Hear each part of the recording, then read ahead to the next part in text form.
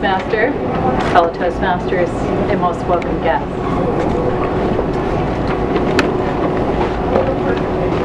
Emerging into the sunlight, I'm leaving for work in Winchester, Virginia in my Army combat uniform.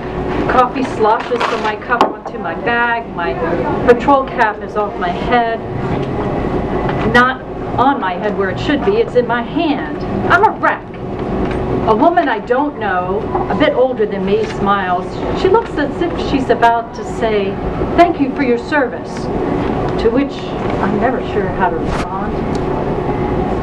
6 months ago, I was in Baghdad, serving as Operations Chief of the Gulf Region District of the U.S. Army, the U.S. Army Corps of Engineers.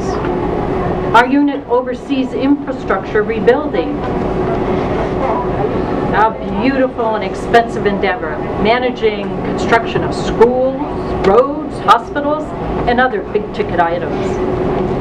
I was someone else 6 months ago in charge of force, protection, intelligence, security, and contact movement across Iraq.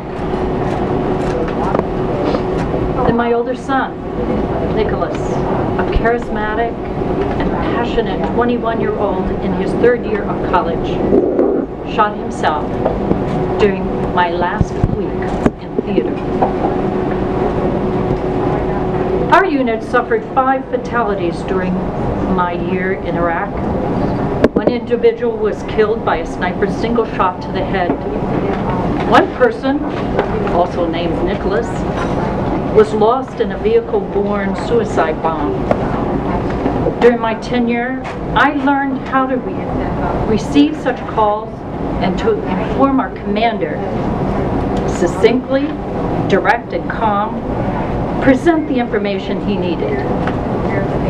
Remaining professional during these events was difficult, especially because I was out of practice. Once I was a fast-track young lieutenant. After commanding my cadet battalion, I received a regular Army commission, and that was in 1988, and went to Fort Hood, Texas. I led 2 engineering platoons and served as an executive officer. When I became pregnant with Nicholas shortly after arriving at Fort Hood, my husband and I decided I should finish the remainder 3 years of my active duty service obligation and then become a stay-at-home mom. I didn't think I could be a good officer and a good mother at the same time. In 1998, Nick's brother Jake was born. While raising them, I served for years in the reserves and then in active reserves. More than 2 years after resigning my commission, I re-entered the service. Nick was in college and Jake was nearly grown. 6 months ago, I had neither calm nor poise when I received the call from the emergency room physician. Our phone number had Virginia area codes, so the doctor didn't know he was calling Iraq. I was on my lunch shift, alone, watching the news inside the operations office. When the familiar or unfamiliar number popped up, I thought, oh, it must be a wrong number. This is Major Smith. How may I help you? Jody Smith? Yes. This is Dr. Jones at Riverside Hospital in Newport News, Virginia, he said. Are you the mother of Nicholas Smith? Yes. He verified my son's birthday. Then he told me my son had been brought in with very severe injuries. He said Nick had suffered a gunshot wound in the head. I asked if Nick was alive, and the doctor let out his breath and said, he is right now. It's true that in these circumstances, you feel the blood rush to your core. Your hands and your feet get cold. They get cold when I think about it now. I dropped the phone.